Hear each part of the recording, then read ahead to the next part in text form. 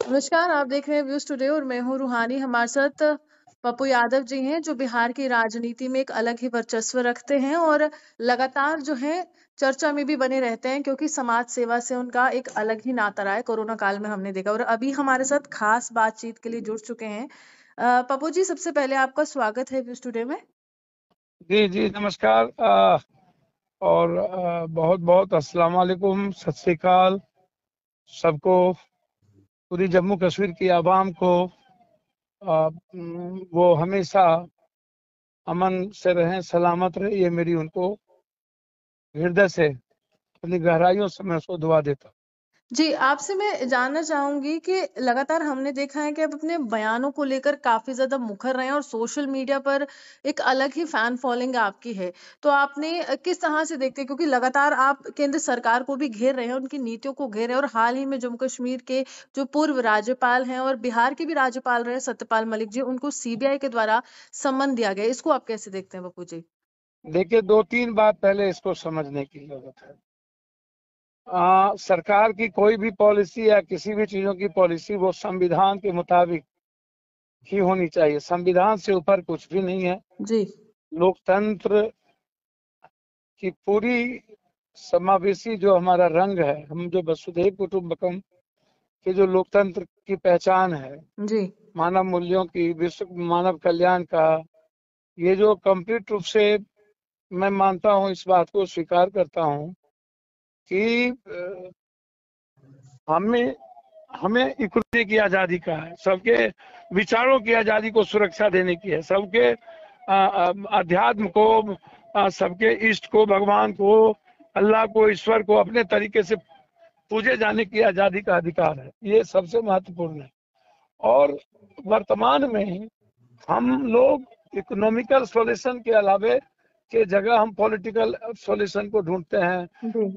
उन्हीं कारणों से आज समाज में जो सभी तरह की स्वतंत्रता है उस पर हमले हैं। लेकिन ईडी, सीबीआई या फिर सरकारी एजेंसियों का जिस तरह से उपयोग इस समय किया जा रहा है विपक्ष के खिलाफ, तो इसको मैं आप वही कैसे बता देखते हैं? रहा क्या हूँ। ये लोकतंत्र के लिए सही है? देखिए, मैं एक बात बताऊं, जब पुलवामा की घटना घटी थी जी। तो मेरा ट्वीट आप निकाल लीजिए, मैंने उसी वक्त इसको गलत कहा था जी। कि ये मुझे एक नजर में मुझे ये प्रायोजित लगता है।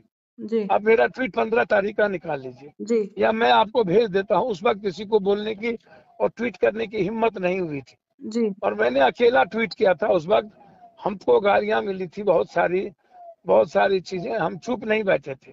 जी। मेरा सवाल उस वक्त भी था, जो बात आज सतपाल मलिक जी ने दोहराए हैं कि मैंने हेलीकॉप्टर देने की बात कही तो प्राइम मिनिस्टर ने कहा चुप हो जाइए। मैंने कहा दूसरे रोड बंद करें, हमको सुरक्षा के एहतियात पर दूसरा रोड खुला क्यों? तो प्रधानमंत्री ने कहा चुप हो जाइए। मैं उस वक्त भी ये सवाल किया था कि आजाद हिंदुस्तान के बाद पहली बार रोड के द्वारा मेरे सैनिकों क्यों ले जाया जा रहा है। जी। फिर दूसरी बात मैंने कही थी, क्या हमारे पास हेलीकॉप्टर नहीं है सैनिक के जीवन की सुरक्षा के लिए और भारत के आत्मविश्वास और उसके सम्मान के लिए? तो ये किसने? एक दूसरी चीज मैंने उठाया था कि जब सड़क द्वारा ले जाया जा रहा था तो दूसरी सड़कें बंद क्यों नहीं की गई? जी। तीसरी बात मैंने उठाया था कि ये कैसे पता चला कि अमुक ही गाड़ी बस है जिसमें सभी राज्य के 4-4 5-5 अलग अलग सिपाही बैठे हुए हैं, जबकि ऐसा अमूमन नहीं। अमूमन एक बटालियन ही एक जगह लोग होते हैं, जी। लेकिन अलग अलग तरीके से, जिस तरीके से मैं समझता हूँ कि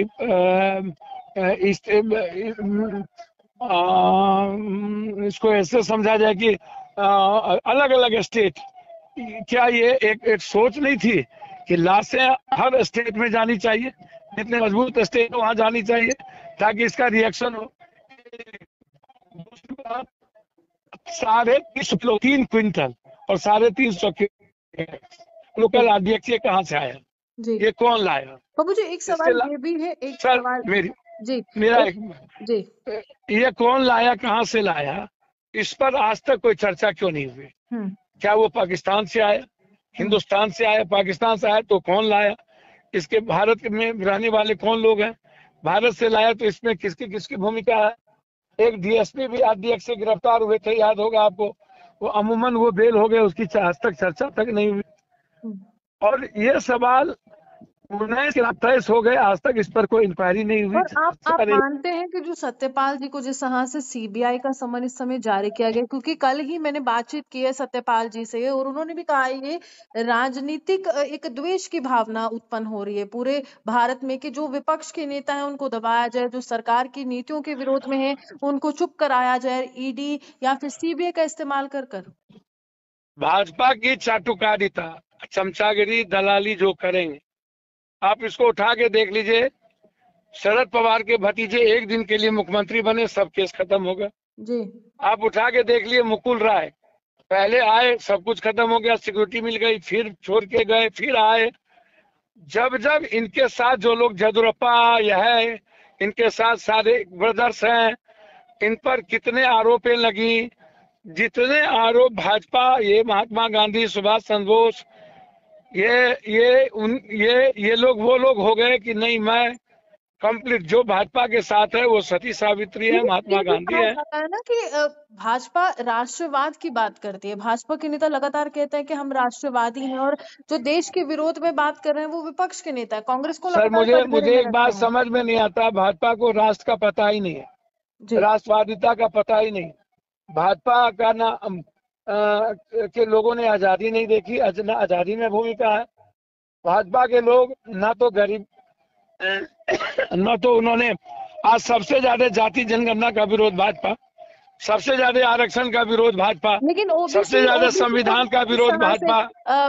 यादव जी जिस तरह से ओबीसी को लेकर इस समय आप जिस तरह से जनगणना की बात कर रहे हैं और बिहार में भी इसकी चर्चा चल रही है, लेकिन कांग्रेस अब राष्ट्र स्तर पर इसकी मांग उठा रही है। लेकिन मोदी सर ने इसको लेकर जिस तरह से एक विवाद खड़ा हुआ, अदालत में मामला पहुंचा, सूरत कोर्ट ने सर 2 साल मैं, की मेरी सजा बात सुनाई। पूरी गौर से, मेरी बात देखिए, राष्ट्रवाद बगैर मानवतावाद के और बगैर गरीबी से मुक्ति के हम्म। और बगैर सर्वधर्म संभाव और बस सार्वभौमिकता के, वसुधैव कुटुंबकम के राष्ट्रवाद नहीं हो सकता। जी। राष्ट्रवाद का मतलब ही है पूर्ण जीवन, economical freedom, minimum requirement, fundamental right जो है वो मिनिमम रिक्वायरमेंट, फंडामेंटल राइट जब तक नहीं होगा तब तक आप फ्रीडम टू स्पीच, हमें राइट ऑफ एजुकेशन, जी। सब मेरी बात आप सुन लीजिए, जी। Right of health, right of justice, right जी। ऑफ इकोनॉमी, ये जब तक आप संपूर्ण भारत, आप बात करते हैं खैरात बांटने की, जी। सबसे ज्यादा टैक्स देता है 54% मिडिल क्लास और गरीब के लोग, बिल्कुल। सबसे ज्यादा। जी। और जो 10 आदमी है जो जिसके पास 40% दौलत है, और जो 54% दौलत है, जिसको 100 लोगों को दौलत है, वो 3% टैक्स देता है। हम्म। और ये भाजपा इस 10 लोग और 3% टैक्स देने वालों को लेकर के आज देश चला रहा है। जो बिकता है वो दिखता है बापू जी जिस तरह से सोशल मीडिया। जम्मू मेरी बात जम्मू मैडम कश्मीर सुने, में आप भी सांसद रहे हैं, हम जानते हैं कि संसद में भी आपकी आवाज काफी गूंजी और जम्मू कश्मीर के सांसद से जब मैंने भाजपा के सांसद से ये पूछा कि देखिए महंगाई चरम सीमा पर है और जम्मू कश्मीर तीसरे पायदान पर है बेरोजगारी में, लगातार महंगाई पर चर्चा जब होती है तो सरकार भाग रही है, किनारा कर रही है, तो वो कहते हैं कि पाकिस्तान की महंगाई देख लीजिए, एक तरह से खरी खोटी सुनाते और दूसरी तरफ से पाकिस्तान की महंगाई गिना रहे हैं। देखिए एक बात आप समझने का प्रयास करिए, नाइजीरिया से भी ज्यादा गरीब हम हो गए, बांग्लादेश, श्रीलंका, पाकिस्तान से भी ज्यादा मौत की संख्या मेरे यहाँ, हमसे बेहतर है श्रीलंका, पाकिस्तान, नाइजीरिया। एक गरीबी और बेरोजगारी में हम दुनिया के नंबर 1 पे हैं। हम भगवान किस्मत के सहारे जीते हैं। हम वैज्ञानिक, हम जो प्रगति की है मात्र दो चीजों में, एक है विज्ञान, दूसरा है तकनीकी। उसके बाद हम हर चीजों में पीछे हैं, 100 साल 200 साल। भाजपा प्रोपगंडा मास्टर की बात करता है, उसको यदि विकास की बात करता है तो पुलवामा को जांच कराए चीफ जस्टिस ऑफ इंडिया से, विकास की बात करता है तो अदानी के मामले को जांच कराए जेपीसी और अदानी से, चीफ जस्टिस ऑफ इंडिया से। विकास की बात करता है तो इनको इंटायर काउंटर जो हुए हैं, इनकाउंटर हुए हैं उत्तर प्रदेश में, उसकी पूरी जांच कराए। पॉलिटिकल वेंडेटा के तहत जाति विशेष को अपनी स्वजातियों को, एक क्रिमिनल को नहीं मारा, उसकी जांच करा ले। ये हमेशा, इसको आप इसका इतिहास उठा करके देखिए, ये हमेशा फालतू बात करता है, हमेशा। और इसको भारत की इकोनॉमी से, इसको भारत के महंगाई से 1350-1400 रुपया राइट टू हेल्थ कर दिया कांग्रेस ने राजस्थान में। जी 500 सिलेंडर कर दिया कांग्रेस राजस्थान में। जी। ये सब कुछ अदानी अंबानी को, पप्पू जी, और ये अदानी अंबानी को देंगे। नीतीश जी की राजनीति को कैसे देखते हैं? क्योंकि अगर हम कहें तो कोई भी सरकार होती है, मुख्यमंत्री नीतीश कुमार होते हैं और शराबबंदी की दावेदारी हर एक बार जो घोषणा पत्रों में करते हैं। तो अभी हमने देखा है कि बहुत से लोग जहरीली शराब से उनकी मौत भी हुई है, और वो क्या कारण रहे? क्योंकि यहाँ पर दिखाया कुछ जा रहा है और धरातल पर मौतों का सिलसिला जो है वो बढ़ रहा है। देखिए, पहले तो ओबीसी की बात पर हम ये हो कि भाजपा हमेशा इनको तो ये भी ज्ञान नहीं है तो ओबीसी कितनी जाति है, दलित का कितना क्या स्थिति है। जी जो आदमी दलितों को भाग भगवान किस्मत के भरोसे सिर्फ 10 किलो आटा और 10 किलो चावल दे करके जो 54% टैक्स देता है मिडिल क्लास और गरीब के लोग, जी उसको ये लोग गाली देते हैं, खैरात की बात करते हैं कि हम खैरात में दे रहे हैं। जी एक दूसरी चीज, जिसको एजुकेशन अभी तक 10% आरक्षण इन्होंने ले लिया। जी हम इनसे यह पूछना चाहते हैं, ये पहले हमको यह बता दे कि जो आरक्षण नबी सूची में स्टालिन ने आज किया है 67-72%, जी जी उस पर ये चर्चा नहीं करते हैं। जाति जनगणना पर विरोध करते हैं। 67-70% क्या कहते हैं ओबीसी का जो बैकलॉग है जिसको भरना चाहिए वो जनरल कोटे से भरा जाता है। जी डिप्टी डायरेक्टर को ये बिना रिटर्न के, बिना किसी चीज के ये एक पद सृजित किया है जो आरएसएस तय करेगी। 90 इनको पहले पूछिए इनके मंत्रिमंडल में कितने काबिल आदमी है और कितने ओबीसी लोग हैं। इनके सेक्रेटरी में एक भी दलित ओबीसी नहीं है। इनकी पूरी संरचनाएं कंप्लीट रूप से आरएसएस के द्वारा है। इनका जो को ऑर्गेनाइजेशन है वो बजरंग दल, विश्व हिंदू परिषद है जो दंगा करता है, और उसका पूरा बेनिफिट अभी रामनवमी में हम लोग के बाप दादे ने कभी लाठी तलवार नहीं उठाया। जी जी अभी राम का कैरेक्टर है कंप्लीट प्रेम का, त्याग का, कुर्बानी का। जी किसी भी भगवान का, अल्लाह का, ईश्वर का कैरेक्टर होता है प्रेम का, मानवता का, जी, इंसानियत का। इसके भगवान का कैरेक्टर कहाँ हो गया? भगवान का इस्तेमाल ये नफरत का, डर का, मौत का, बम का, गोली का, अब तो पर में निकलने में डर लगता है। और नीतीश ये जी कभी को ऐसा नहीं हुआ। बाबू जी, क्या नीतीश जी को आप दावेदार मानते हैं प्रधानमंत्री के समक्ष? क्योंकि हम देख रहे हैं कि तमाम जो मुख्य नेता है एक लाइन में मैं आपको बता दूं कि नरेंद्र मोदी जी हेलो, नरेंद्र मोदी घोंच जाति से हैं, घोंच, ओबीसी आप नहीं है। फिर से दोहराएंगे? आप फिर से दोहराएंगे, क्या कह रहे हैं आप? मैंने कहा जो जाति है घोंच, तेल निकालने में, ये ओबीसी नहीं है। पहले आप इसको ऐसे समझ लीजिए। जी ये हर चीजों को ब्लैक, सोसाइटी का इमोशनल ब्लैकमेलिंग करता है। जैसे पुलवामा का इसने इमोशनल ब्लैकमेलिंग किया, उसी तरह ये राहुल गांधी जी जी और कांग्रेस जी जिस तरीके से इन्होंने मानहानि, एक बात हमको बताइए, इसमें मानहानि कहाँ से होता है? जी जब ये बात करते है कर्नाटक में कि कैसे नीरव मोदी की जो जैन है ओबीसी नहीं है, ललित मोदी जो मरवाड़ी है ओबीसी नहीं है, बात वहां की हो रही है, ये अपने पर लाके ओबीसी कर रहा है। ये तो ओबीसी का भी अपमान करता है। लेकिन लगातार भाजपा कह रही है कि प्रधानमंत्री का अपमान किया, और प्रधानमंत्री का अपमान जो है वो पूरे देश का अपमान है, जो सरनेम सर का मुझे तो एक बात बताइए, पहले तो इस प्राइम मिनिस्टर को यह समझने की जरूरत है, जब ये बाहर जाके प्रचार करते हैं और एसबीआई और एलआईसी का पैसा बाहर जा करके एक बैंकर, एक रिजर्व बैंक ऑफ गवर्नर को चेंज करके सारा पैसा अपने मित्र को देते हैं, तो मित्र कहने में डरते हैं। ये तो जांच से डरते हैं। कौन सी का 56 इंच का सीना है? लेकिन ये 56 इंच का सीना, पप्पू जी, ये 56 इंच का सीना कहा जा रहा है, तो दोहराया जाएगा, फिर से दोहराया जाएगा। अमित शाह जी कह रहे हैं कि एक बार फिर से प्रधानमंत्री की कुर्सी पर नरेंद्र मोदी बैठेंगे। सर, अमित शाह जी गर्जानी भक्ता है, उन्होंने तो अभी नड्डा ने कर्नाटक में कह दिया कि कर्नाटक के लोग नरेंद्र मोदी के आशीर्वाद से वंचित रह जाइएगा। अब आप हमको एक बात बताइए, नरेंद्र मोदी का आशीर्वाद, जनता का आशीर्वाद, जनता भगवान होता है कि पप्पू यादव या कोई नेता भगवान हो सकता है? आशीर्वाद की जरूरत पप्पू यादव को है। ये लोग आशीर्वाद नहीं चाहिए, इन लोगों को चुनाव आयोग का, ईडी का, सीबीआई का, आईबी का, मोदी का, मोदी कहते हैं अदानी का, अंबानी का, चुनाव आयोग का और ईवीएम का पप्पू आशीर्वाद जी, इन जिस लोगों को तरह प्राप्त। से आप बेबाकी से बोल रहे हैं, तो क्या मानूं मैं कि विपक्ष के लिए आपके जैसे नेता की जरूरत है राष्ट्रीय राजनीति में, और एक बड़ा चेहरे आप प्रधानमंत्री के सामने के चुनाव लड़ सकते हैं? मैं एक बात आपको पहले बताऊं कि इन्होंने भगवान है अदानी अंबानी।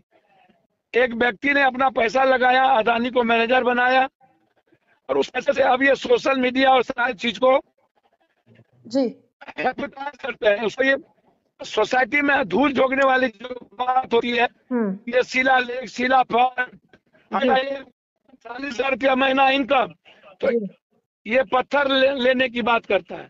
जी ये हमेशा पत्थर लेने की बात करता है। तो जो आदमी पत्थर के पूजा करेगा वो कर्मयोगी नहीं होता, वो कृष्ण और किसी भगवान की बात नहीं कर सकता। अच्छा, एक तो मैं आखिरी एक सवाल आपसे। दूसरी बात सारा सवाल है नीतीश कुमार का। जी तो शराब देश भर में चल रहा है, फैक्ट्री है, हमको समय समय पर पॉलिसी चेंज करना पड़ता है। जी जी जी लोकसभा विधानसभा बनाई है अमेंडमेंट के लिए, जी जी सब मिल करके बंद किए थे, और सब नेता पदाधिकारी दारू पीता है, और अभी तक दारू नहीं हुआ, लोग लगातार मर भी रहे हैं, और हमारी पूरी इकोनॉमी बाहर जा रही है, 40,000 करोड़ इकोनॉमी बाहर जा रही है। जी इसको पहले आप ऐसे समझिए। जी हमारा डेवलपमेंट भी रुक गया। 100 रुपये का शराब हम ज्यादा में ले रहे हैं, ड्रग्स, एसमैक्स, कोरेक्स, वाइटनर, सोलेशन, ये ज्यादा पीने लगे हमारे बच्चे, होम डिलीवरी होने लगी, जी नेता पदाधिकारी माफियाओं का घर भरने लगा, जी तो हमारे पैसे सब जगह जा रहे हैं। जी तो ये सही नहीं है, इस चीज को समझने की जरूरत है। और भी जहां तक बात है, जो देश में जब सब जगह दारू है, मैंने गुजरात महात्मा गांधी, तो हम गांव में नहीं ले जाए, जहरीली शराब को तो पहले खत्म करें, जी और शराब की पॉलिसी को 70% टैक्स करके हम लोग को इस बात को समझना होगा कि हम लोग को कैसे करना चाहिए। मेरी बात समझिए। जी, आखिरी सवाल आपसे करूंगी, बहुत समय ले लिया, कि आपको क्या लगता है, इस समय लगातार कह रहे हैं कि 56 इंच का सीना, एक बार फिर से प्रधानमंत्री की कुर्सी पर नरेंद्र मोदी प्रधानमंत्री बनेंगे, और उनके सामने विपक्ष का कौन सा ऐसा चेहरा होगा जो कड़ी टक्कर देगा? हमने देखा देखिए, पूर्व में हिंदुस्तान में मैं वाराणसी से आपको चुनाव एक लड़ा बात था, अरविंद केजरीवाल ने हार गए थे। इस समय नीतीश बहुत कोशिश कर रहे हैं विपक्ष को एक मंच के नीचे लाने के लिए, तो क्या लगता है नीतीश कुमार? चलने बोलो ना, थोड़ा सस्ते से चले। एक बात याद रखिए, पहले तो मैं आपको एक बात बता दूं कि विपक्ष के वोट के बिखराव के कारण ये 2 बार हो गए, और इन्होंने सेंटिमेंटल ब्लैकमेलिंग किया। पहले इन्होंने अन्ना हजारे आंदोलन और ये सारी चीजों का ब्लैकमेलिंग करके कांग्रेस को भ्रष्टाचारी, जबकि इससे बड़ा भ्रष्टाचारी दुनिया में कोई नहीं। जी कांग्रेस ने दुनिया के निर्माण में आज जो तकनीकी और विज्ञान है, वो कांग्रेस और इस देश के अब्दुल कलाम, जेम्स, बाबा, आइंस्टीन जैसे लोगों के कारण है, और कांग्रेस ने जो पॉलिसी बनाई उसके कारण है। जी आज जो हमको कस्तूरा, जो भी स्कूल, जितना भी हम 10%, 12% ही जो हम एजुकेशन हो रहे हैं, वो उनकी देन है। जी जहां तक नरेंद्र मोदी 9 सालों में इन्होंने क्या किया, आप उठाइए। नोटबंदी को ये 80 से चलना यहीं पर होगा, नोटबंदी को ये छूना, आगे आगे आगे आगे आगे आगे, नोटबंदी को ये अपनी पॉलिसी बनाया, उसको ये छोड़ दिया। जीएसटी की वही हाल, जनधन, डेवलप, स्किल, स्टार्टअप, सबकी वही हाल। इन्होंने रोजगारी, बेरोजगारी का वही हाल। तो सबसे बुरा हाल क्या है? एक बात भी आप हमको बताइए नरेंद्र मोदी जी, के समय में लगभग फैक्ट्री, भारत की करीब 48 फैक्ट्री बंद हो गई, इन्होंने एक फैक्ट्री नहीं ला पाया। जी इन्होंने बेस्ट पॉलिसी इकोनॉमी नहीं करना पाई, बस इन्होंने हिंदू मुसलमान किया, बहुत बड़े तादाद में अदानी जी को नंबर 1 बना दिया। इन्होंने आरएसएस और बीजेपी को हर जगह ऑफिस बना दिया, आरएसएस को अरबपति बना दिया। इन्होंने समाज को बांटने में, नफरत और डर पैदा करने में कोई कसर बाकी नहीं रखी। इन्होंने भगवान का इस्तेमाल करके पॉलिटिकल मोटिवेशन किया, उसका पॉलिटिकल वेंडेटा तय किया। उन्होंने भगवान के सेंटीमेंट से इन्होंने वोट लेने का लगातार प्रयास किया। इसीलिए ये कोई ठिकाना नहीं, कल हिंदुस्तान पाकिस्तान वार कर दे, कोई ठिकाना नहीं, एक तो बम पटक के झुट्टों का कहेगा मार दिए कर दिए, एक नया सेंटीमेंट। ये चाइना की बात नहीं करते हैं, ये अमेरिका और रूस की बात नहीं करते, ये हमेशा पाकिस्तान की बात क्यों करते हैं, जी ये नेपाल की बात। इसीलिए कि पाकिस्तान की बात करके इनको सेंटिमेंटल बात करना है, सेंटिमेंट के तरीके से हिंदुस्तान के जो सनातनी हिंदू है, जो वो कतई किसी भी कीमत पर भारत में वो इंसान के दुश्मन, इंसानियत के लिए खतरे नहीं है। ये जो बजरंग दल, विश्व हिंदू परिषद, आरएसएस और इसको मानने वाले कुछ जो कट्टरपंथी लोग हैं, उसको हिंदू नहीं कहा जा सकता। सनातनी हिंदू सर्वधर्म संभव सार्वभौमिकता का है, वसुधैव कुटुंबकम का है। पप्पू यादव जो गरीब है, मिडिल क्लास, ये गरीबी पर बात नहीं करता है कभी, जी ये खैरात पर बात करता है, यही गरीबी खत्म करने पर बात नहीं करता है। ये आप इसको समझिए। आप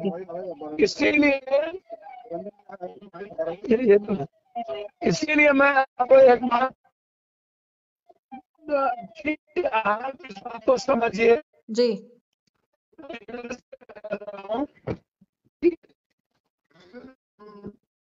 नरेंद्र मोदी जी बने या ना बने, इस पर मैं ये नहीं करूंगा।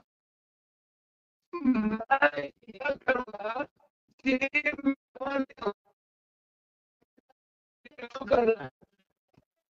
इसको नहीं करना, इसको और मेरा है कि जनता तक विपक्ष को क्या चाहिए। जैसे नरेंद्र मोदी जी ने आज सारे विपक्ष की आवाज बंद कर रहे हैं, सबको खरीद रहे हैं, डरा रहे हैं, कर्नाटक को ही हारेंगे, मध्य प्रदेश हारेंगे।